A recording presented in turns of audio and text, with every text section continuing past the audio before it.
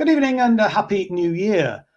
Tonight we're discussing the tumultuous events in Bolivia over the last 14 months that first saw a US-backed military coup against the President Evo Morales in November 2019, followed less than 12 months later by the socialist presidential candidate Luis Arce being swept to power in an election landslide on the 18th of October last year. The movement towards socialism in Bolivia prevailed against what seemed like impossible odds to secure an historic and incredibly inspirational victory.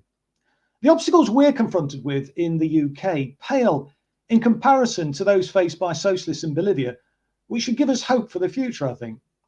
So to discuss what happened and what lessons the British left can draw from the Bolivian experience, I'm delighted to welcome Ollie Vargas, who's been reporting on the ground in Bolivia from the very start of these momentous events. So welcome to you, Ollie. Thank you very much indeed for joining us this evening. Can you just perhaps open up really by telling us how the movement towards socialism in Bolivia managed to prevail against those what seemed like impossible odds, as I've said? Thank you so much for having me on, Chris. I'm a big admirer of yours. I interviewed you once a couple of years ago when I worked at Socialism English in Ecuador. Yes. I've always, but yeah, I think it's important to be discussing these things, and I'm glad we're doing so on Resistance TV, because I think the movement towards socialism was a party that this time last year was being persecuted out of existence. It was practically a criminal offence to be associated with that party.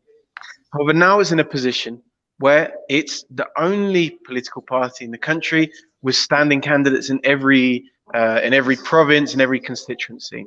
The right-wing pro-coup parties that were so powerful at this time last year can't even cobble together their own alliances to be able to stand candidates everywhere. So how has it come to this? Well, this past year, I've been lucky enough to, witness this extraordinary transformation. But in reality, the mass never died. Even though there was the coup and there was the strength of the persecution, the mass they were never able to sweep away the movement towards socialism, because it was more than a political party. It was a coalition of different popular movements, grassroots movements.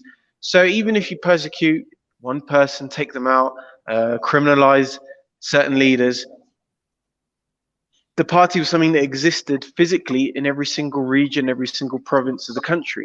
So how can you sweep that away? So the way the mass is built is not as a...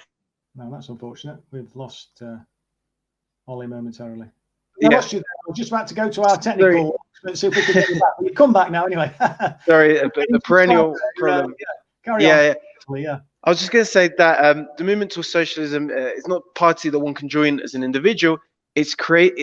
Its membership is one joins by being affiliated to your union, whether that be as in the rural areas or trade unions in the urban areas. And through joining your union, you're automatically a member of the mass, of the movement towards socialism. So people don't see it as a party that's coming into their areas and asking for their vote, promising, certain things, a shopping list of policies. What they see is it's their party. They are the party. Yeah. It's not a party that speaks for people. It's a party that is them. And that's how it was created originally in the 1990s by Evo Morales. Evo Morales was a union leader in the Tropic of Cochabamba. And there was a debate in the movement at the time. We have these incredibly strong unions, but how do we move the struggle beyond that? And he said, it's not enough to just protest against, X, Y, and Z, this issue or another issue. We have to actually take power on our own terms, and it has to be ourselves that take power, not just in our community, but at a national level. And that was the argument that he took at the time, and not everyone was convinced. A lot of, there were some sections of the movement that thought that it should be, for example, a purely indigenous party. Evo Morales said that, we have the capacity to unite the whole country, all of the popular social forces behind us. We should try to do that, to be able to have a national reach. And so it was moving from the union struggle, the trade union struggle, into the political struggle, which is what defines the mass. And that's what made it so strong. And when there was the coup and Evo Morales was sent into exile, key leaders were jailed, some people were killed. For a normal political party, that might have destroyed it, a political party that depends on a few people. But this is a party that existed as a physical thing in every community, in every workplace, both rural and urban. So no one could sweep that away. And Yeah. as the year went on, that force sort of snowballed in especially the younger sections of the population. A lot of young people that grew up during Evo Morales' period were never part of the social struggles that brought him to power. Who at the time of the coup maybe didn't consider themselves political or weren't too interested, or saw the social struggle as a history of something their parents did, were now thrown into what was an awful situation, but also a necessity to fight back. And people became engaged with their unions once again, and through that to the party. So it was that combination of struggle on the ground with electoral work, the union struggle and the political struggle, welded together as one. That's what was really successful in Bolivia.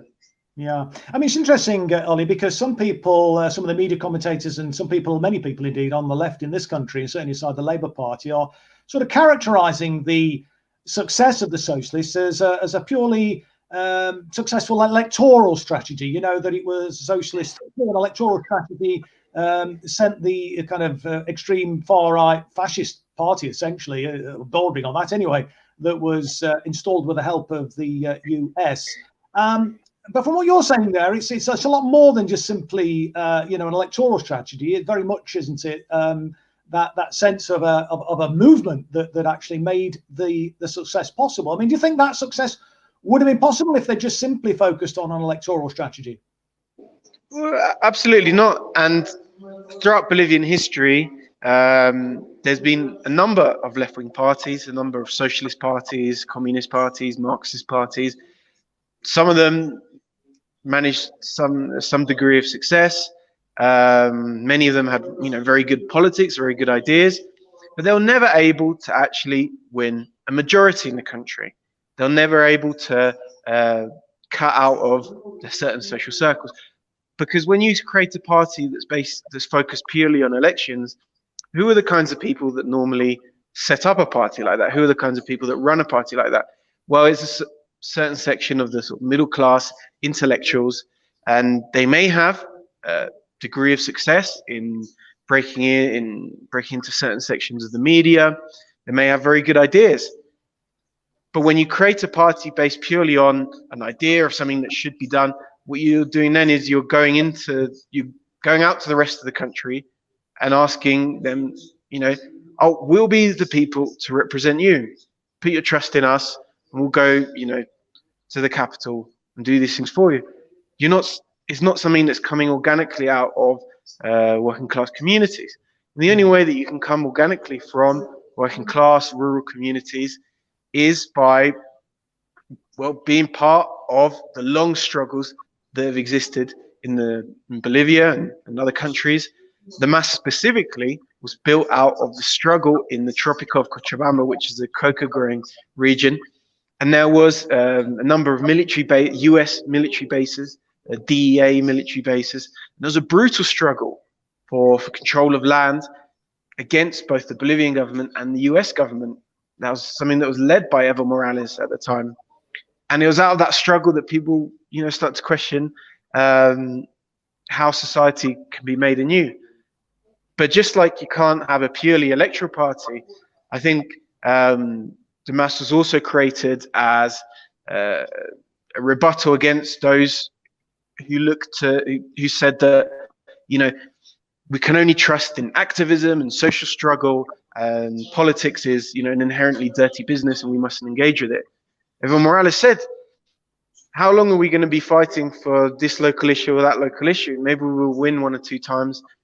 Maybe we'll have support of some NGOs that will back us over this human rights violation or that issue that affects our community. But what happens after that? We're still in the same conditions that led to that injustice taking place. The only way we can put a solution to this is by taking power. So that's why they rejected those who, sought to build a purely electoral vehicle. And because when you build such a vehicle, it's a vehicle for middle class interests. But they also rejected those sort of more ultra left elements that wanted to reject politics, wanted to reject elections and electoral participation. That was what the winning strategy was. Yeah. I mean, it's interesting because, I mean, we're having a sort of similar debate in this country, and you may or may not know that myself and others who have been working together, hampered considerably, obviously, by the COVID pandemic, to try and build a grassroots social movement. And I feel very passionately we need to really replicate it as best we can in the UK. The sort of approach that the movement towards socialism delivered under the guidance of Evo Morales, but it's obviously not just about one individual.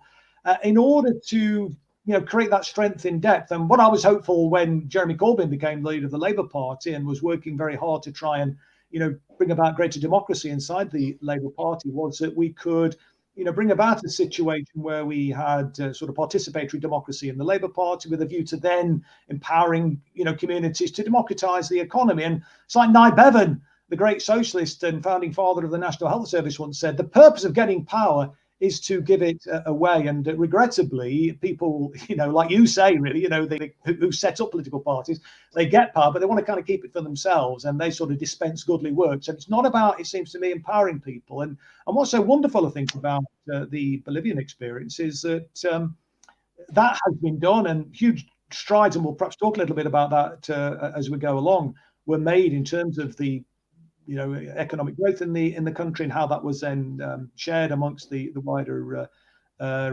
populace.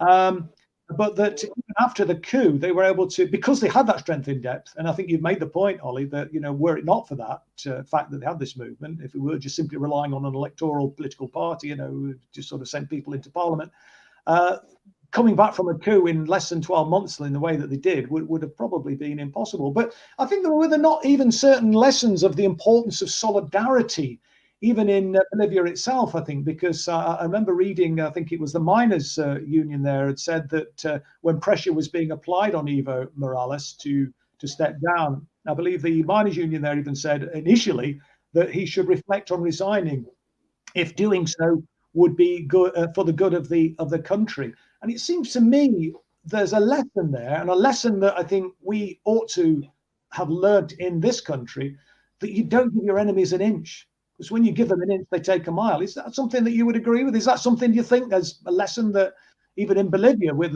all the wonderful examples that you've spoken about, that was maybe a salutary lesson perhaps at the start of this process? Yeah, absolutely. That was the leader of the miners' union, Juan Huarachi. After that, a few months after that, he said he regretted, suggesting that Evo Morales step down, because the idea that people would, the forces of imperialism, the right-wing forces within the country, were only worried about Evo Morales as a person were very false. They wanted to destroy him because he represented something that existed very deep in Bolivian society, the political movement for the nationalization of natural resources, for building anti-colonial alliances within Latin America. So I think a lot of people, certainly learned their lessons. Something I think was quite interesting during the year of struggle was just that the fact that people never sought to reconcile, never sought to come together with the forces that had led the coup. They saw themselves as outside that entire political process, and never for a moment sought to engage with it. And that's something that's incredibly important to keep the flame of resistance and of people's confidence alive. There were some really inspirational personal stories, really, personal triumphs that it's incredibly uplifting to see. One of which was a woman called Patricia Arce. She was a socialist mayor, and at the start of the coup, she was well, the town hall was attacked by a mob, and she was in fear of her life. And there's a rather chilling and troubling video that was taken at the time. But we'll just show you this video now, and there is a very kind of hopeful outcome to that. So let's just watch that video now if we can.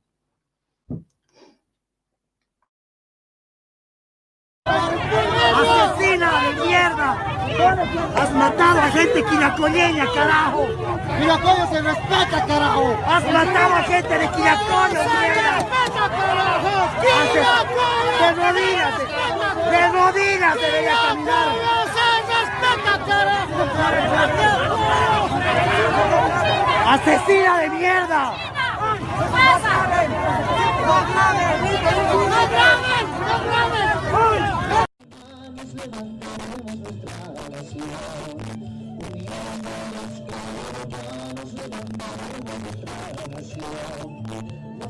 Los pueblos milenarios somos la nueva generación. Los pueblos milenarios somos la nueva generación. Unidos juntos como hermanos, levantamos nuestra nación. Get Ollie back on a different, on a better line on another occasion. That's a real shame, because it is a really important story what happened in Bolivia, and I think offers us some real hopeful pointers for the future in terms of how we might be able to prevail against the odds in this country. When I know a lot of us are very disappointed with the defeat of the Corbyn project inside the Labour Party, when you look at the challenges that were faced by the Bolivian people, it wasn't just the disappointment of an election defeat and saboteurs inside their own political party. This was the might of the United States of America being involved in a military coup, and people came together, the trade union movement, the wider civil society, to stand up against this and to demand new and fresh elections. And what happened was an incredible turnaround. I mean, Evo Morales had won that election back in 2019, fair and square.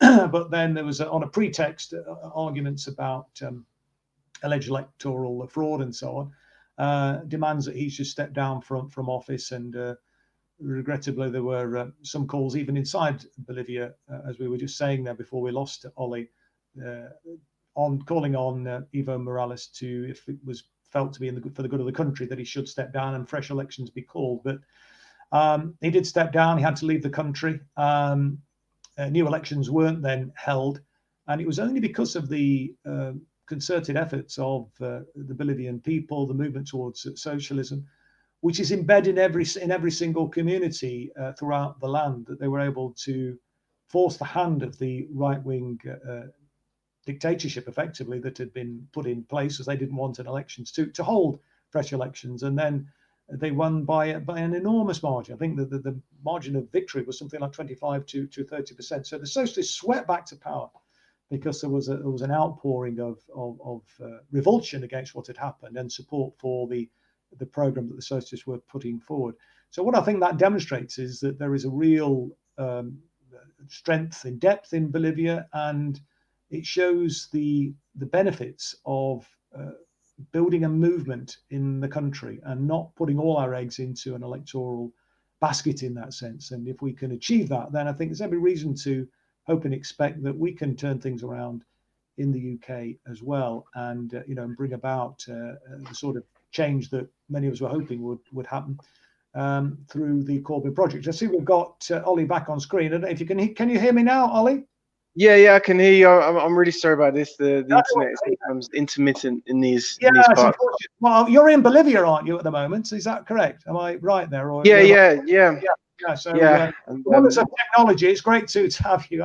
I was just saying, I don't know if you saw the video that we put up on screen, Ollie, whilst we'd lost your connection for a while. It was of the socialist mayor, Patricia Arce, who I think you've met and interviewed, where she was forced to walk through the street, dragged through the street, daubed with paint, had petrol thrown on her. beaten, and but the silver lining to all that was, as we can see with these two pictures here, she came back, was elected as a senator, I believe. But perhaps you could pick up the story, Ollie, because you've spoken to her directly, and tell us what happened, and tell us particularly about the happy ending.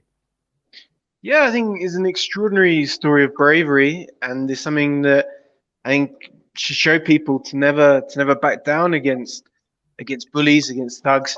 And she is last year, well, in 2019, she was the mayor of a small town called Vinto, is near the city of Cochabamba.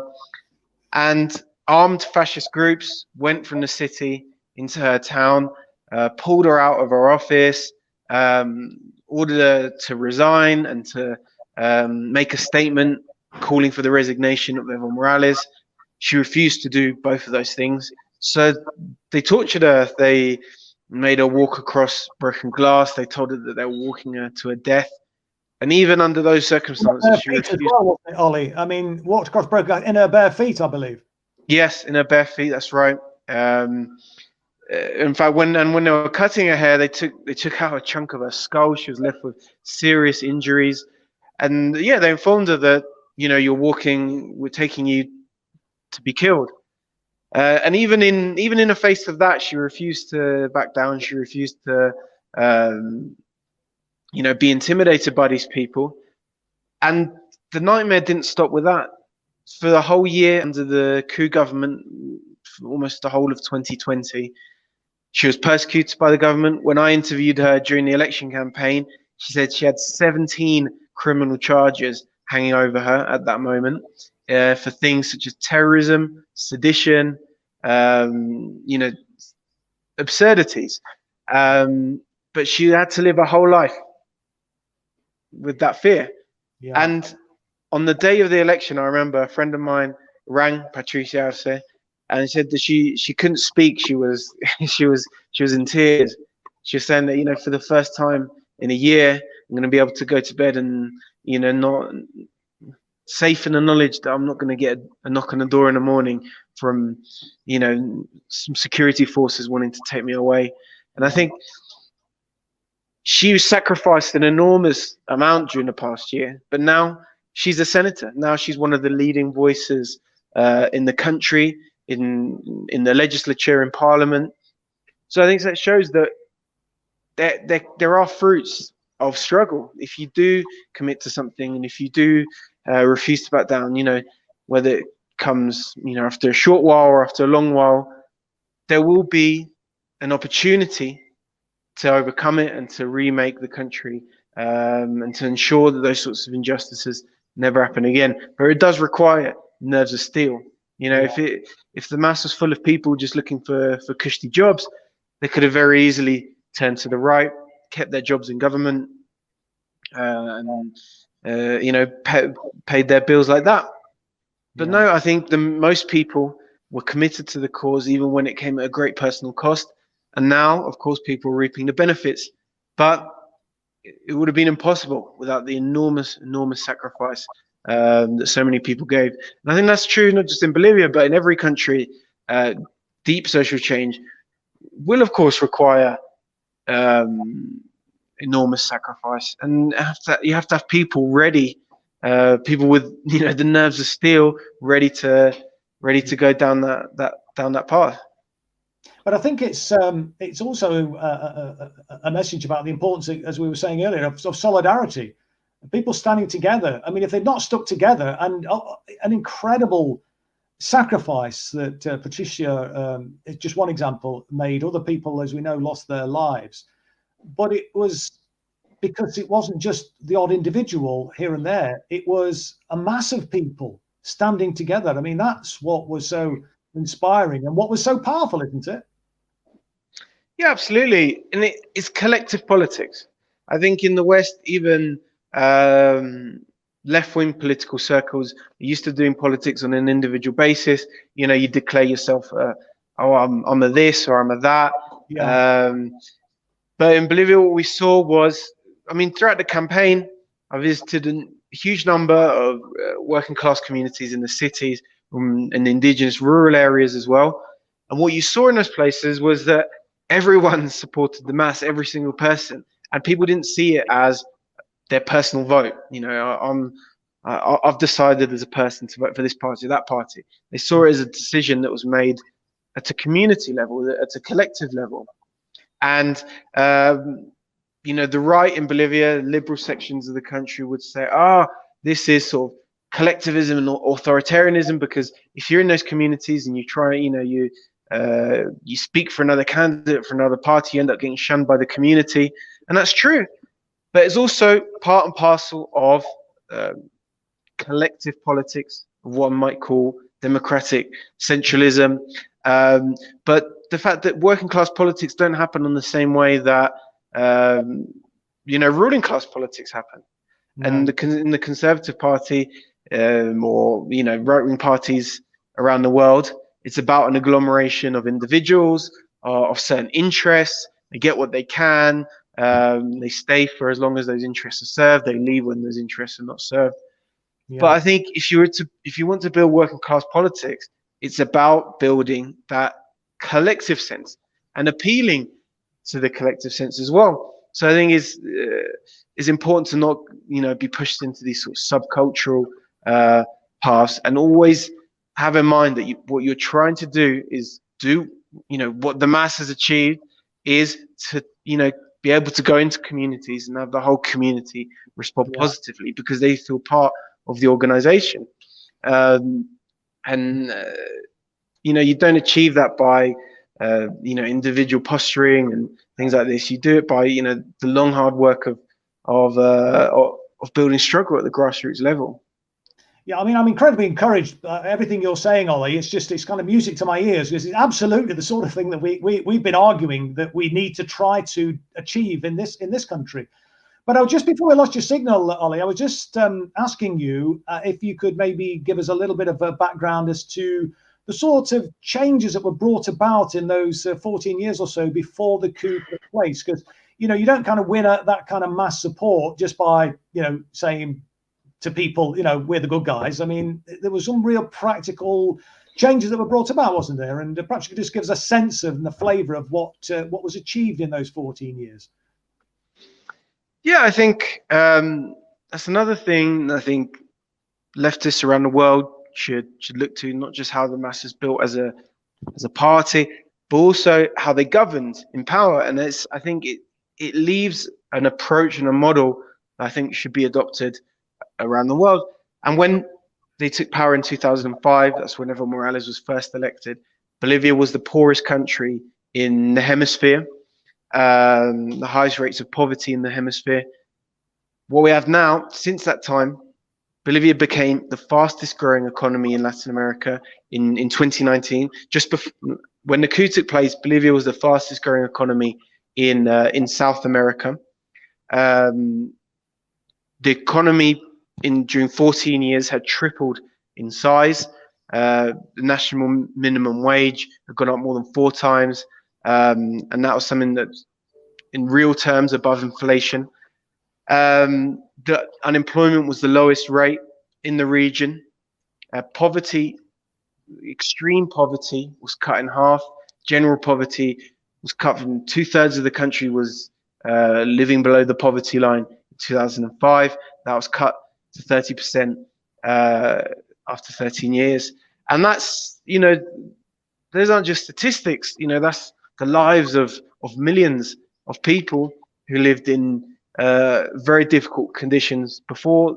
They lived without access to internet, without access to basic services, but who, after 13, 14 years in power, were able to access those things. But how does a government go about doing that, delivering things like that? And I think there's a tendency among certain sections of the left to say, government should just spend more. But the question is, how can a government spend more? How can a government get resources to be able to go out and pay for things? The government cannot simply just build up limitless debt or print money to do things. The government has to actually have solvency and have an income with which to do this. So how does the government have a proper income? that's a difficult thing in a country like Bolivia, where most people don't pay income tax because most people work in the informal economy. The rich people in Bolivia, for a start, aren't particularly rich, and for another, are very good at dodging their taxes. So just a sort of social democratic, liberal approach to, oh, we should just raise taxes or tax the rich, that's not a sufficient approach.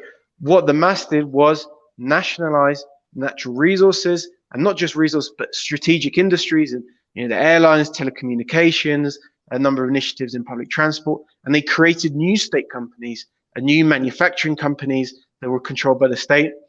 And the profits from those companies went to the public purse, and then that money could be used to then build roads, to build schools, hospitals, etc., various development programs.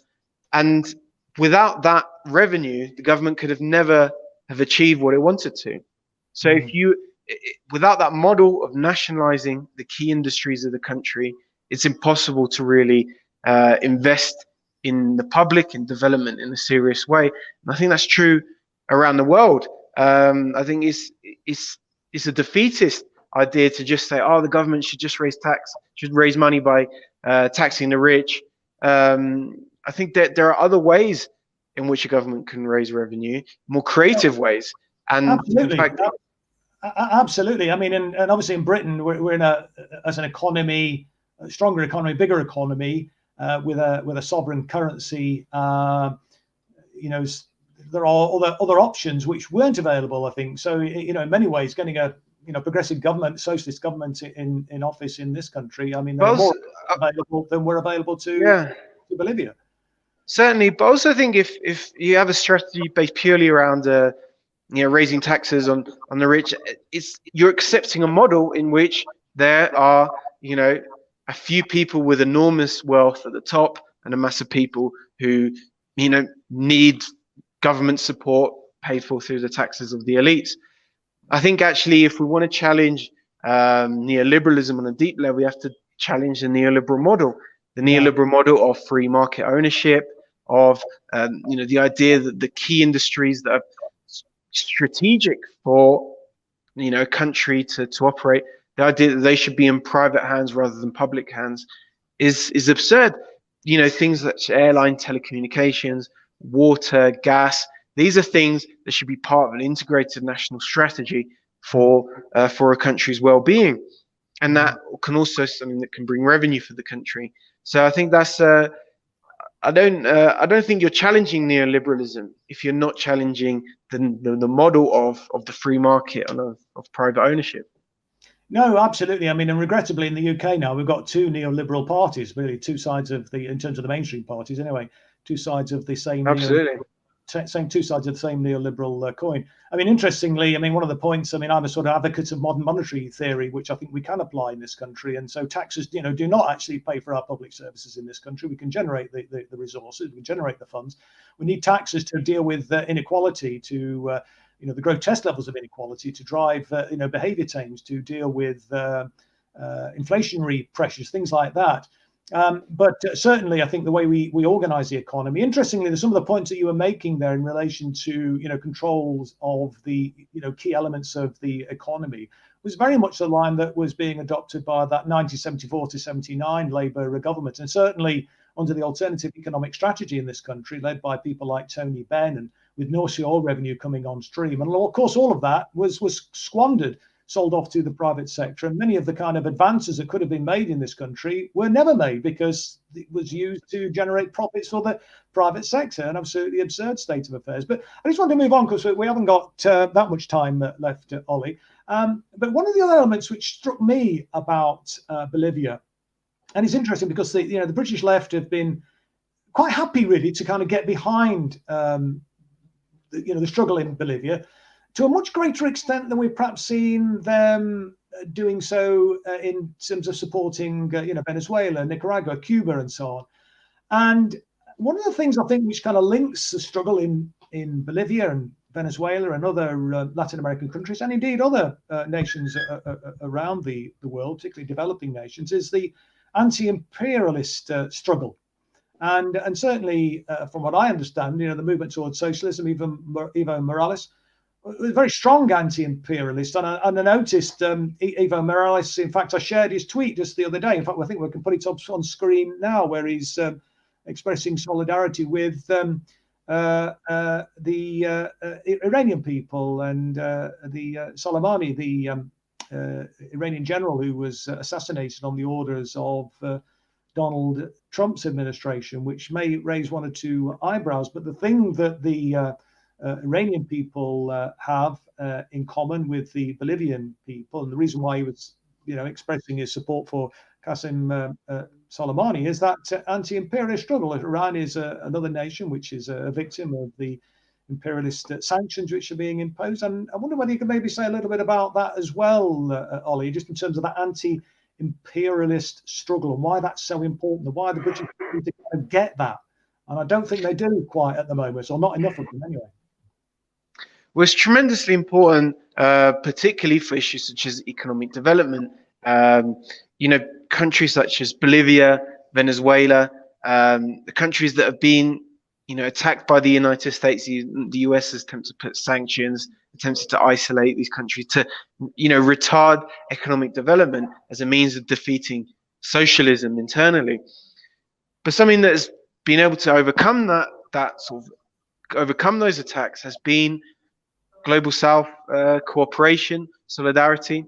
So particularly under Hugo Chavez in Venezuela, they created new mechanisms for Latin American integration and economic cooperation that didn't depend on the United States.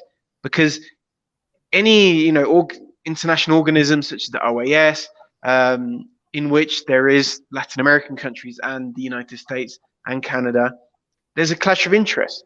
Because on the one hand, the United States is looking for economic growth, is looking to take the resources of Latin America, and the interest of Latin America is to protect those resources. So how can you have, how can they speak with one voice when the interests collide? So what Hugo Chavez proposed with the creation of things such as UNASUR, ALBA, was that we have our own interests. The Global South, countries that are fighting colonialism have our interests, and we must cooperate, integrate our economies, show solidarity between our countries. And that's the only way that we can overcome the attacks that there are by countries such as the United States. And in the case of Iran and Bolivia, there's a very interesting history behind that. In the tropical Cochabamba, for example, there's a number of milk factories, state-owned milk factories that will produce milk that are sent to working class families as part of a sort of subsidy program. But those milk factories were built with investments, government investments from Iran. However, Iran doesn't own those factories. They don't earn a profit from those factories. It was part of an economic agreement, and those factories now belong to Bolivia. And the same is true of Bolivia currently has a satellite in space that helps provide internet connection to rural areas of the country. And that satellite was built by China. However, China did not demand ownership of the satellite. It's owned by Bolivia. So these forms of mutually beneficial cooperation is something that is alien to countries such as the United States or the UK, who only engage with countries when they can do it on a basis of domination. This sort of solidarity and economic cooperation on the basis of anti-imperialism, anti-colonialism is crucial. I mean, if you go to Cuba, for example, to the city of Havana, most of the new buses come from China, because Cuba would find it incredibly difficult to import modern technology and modern vehicles from others. But China stepped in and allows people to get about their daily lives. Imagine if that didn't exist. It'd be an incredibly difficult situation for ordinary people. So this is vital, and it's precisely this sort of cooperation that the US is trying to break down. Absolutely. And what I find incredibly frustrating is the almost complete absence in the corporate media in this country of those really positive stories, about Iran, about China and so on, about Cuba. I mean, all we ever hear is kind of negative stories.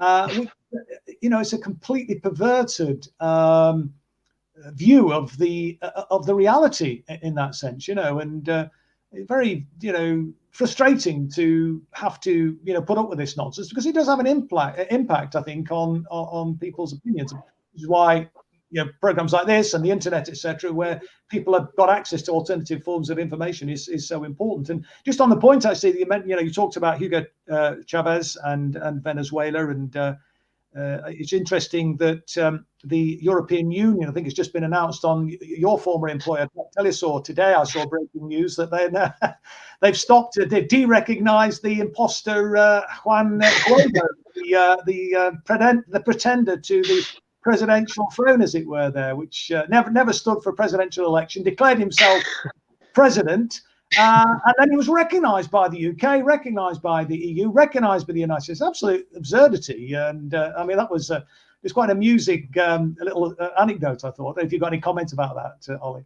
Yeah, well, I remember when this first started and Juan Guaido first declared himself president of Venezuela, and the EU, which I think a lot of people see as a sort of bastion of sort of liberalism and human rights and things, they supported this coup attempt. And at the time, I remember Donald Tusk, who was then president of the EU Commission, sort of posted a statement in solidarity, recognizing Juan Guaido as president. And I thought, this is absurd. I mean, just one unelected, essentially a head of state. I mean, Donald Tusk, as a president of the EU Commission, is an unelected role, but which holds enormous power, showing solidarity with another unelected head of state. So then this is the EU, I think, showed its real side. The EU doesn't have a foreign policy independent of the United States. However, on this issue of Guaido, 2 years on, it's an absurdity to try and keep this fantasy alive. It's self-defeating, even I think, for the Venezuelan right to maintain this charade. So I think the EU countries, a number of forces are quietly, I think, withdrawing their support. And I think the Venezuelan rights allies within Latin America are also being undermined. Bolivia, the coup government of Bolivia, of course, immediately recognized Juan Guaido as president. That now is gone. Bolivia now has a democratic government which recognizes President Nicolas Maduro as the legitimate elected president. And in a few months, we have elections in Ecuador, where the right-wing president, Lenín Moreno, is not even standing, and the left-wing Correísta candidate, Andrés Arauz, is #1 in the polls. So that's another ally that they could lose, and another ally that the Bolivarian revolution could gain. There's also elections in Peru, in Chile as well. So I think that's something to keep an eye on. But yeah, hopefully this will be we can close this particularly strange chapter in Latin American history. Yes, I certainly hope so, and it is incredibly encouraging as well to hear that news about Ecuador and so on. I mean, another Carrera, again, incredible improvements that were made, and of course Lenín Moreno was his deputy, and I think a lot of us hoped that when he was elected, that legacy would continue. But then, of course, we know what went sort of pear-shaped, as it were, there. But he's a Keir Starmer. Say again, sorry. He's a Keir Starmer. Yeah, absolutely. Keir Starmer sat alongside Jeremy Corbyn for many months. Tell me about it. Yeah, indeed. I mean, one of the things that I look to and hope for is that there will come a time when we can get a socialist government elected, a genuine socialist government elected in the UK, and we can then develop and build those strong relationships, with the global South, with Bolivia, with Cuba, and these other countries that we've, Venezuela and China and the rest of it, We don't have to be in hock to the United States of America. There is an alternative way, and against all the odds, I mean, places like Bolivia, Cuba, all the countries that we just mentioned there, have been plotting a course and have been successful, and it's fantastic to see and really uplifting. And it's been wonderful speaking to you tonight, Ollie. But let me just now, if I can, bring in Sean, who's been monitoring the comments online as the discussion has flowed. And hopefully we managed to keep people with us when we lost Ollie's signal. People didn't feel that was the end of the show and left us. But do we have any comments at all, Sean, from our viewers this evening? We do, yes. First of all, I'd just like to wish Happy New Year to everybody on the chat. We've got quite a few regulars in there: Liz, Mark, Kevin, Shamsha, Asha. Too many to mention. Jack, Stephen. So hi to all of them. Hi to Angela, who's joined us on Facebook. Thanks for all your comments and the chat this evening. Can I ask you to like, subscribe and hit the bell button for notifications on YouTube, and hit our like button on Facebook, as this gives our posts a little bit more of a lift, and it gets our message out to more people. Ollie, thanks for a really interesting chat this evening. Everybody's been absolutely enthralled by what you've had to say. We've got a few comments and questions that's come through. John says, Elon Musk confesses to the lithium coup in Bolivia. What does this sort of statement make Bolivians think of the neoliberal attitude and threat? Yeah, I think people were enormously offended at that at the time, but in some ways, people were relieved to get proof, evidence of what they've been saying for a very long time. Finally, I mean, just a few weeks ago, in fact, I was in the town of Uyuni, which is where all the lithium is based in Bolivia. They have these amazing salt flats that go across for miles. And everyone in this town knows Elon Musk's name. They certainly didn't before. But they, for a whole year, have been fighting against the privatization of the country's lithium.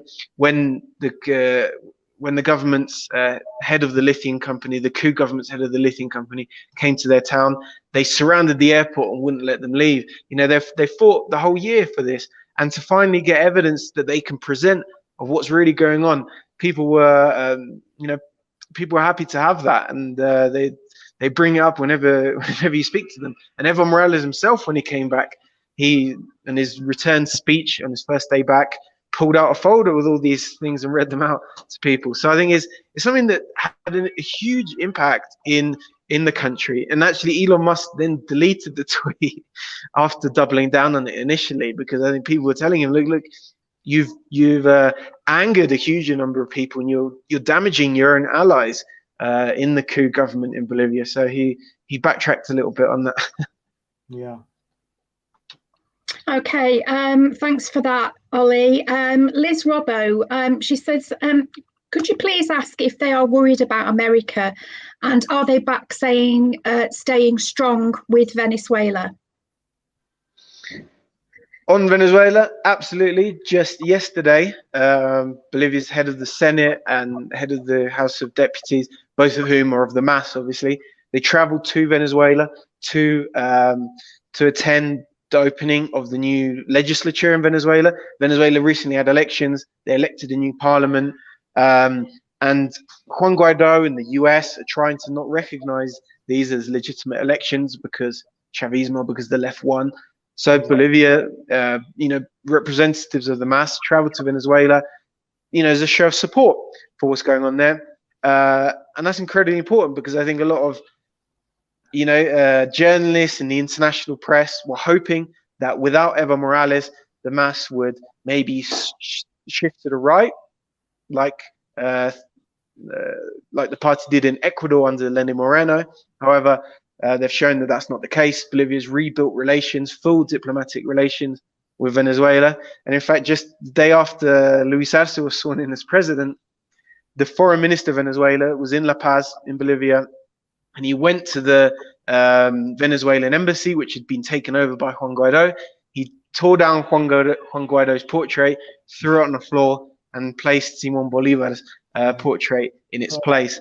So I think that's, those ties are definitely there. But of course, the threat of the United States is also present still.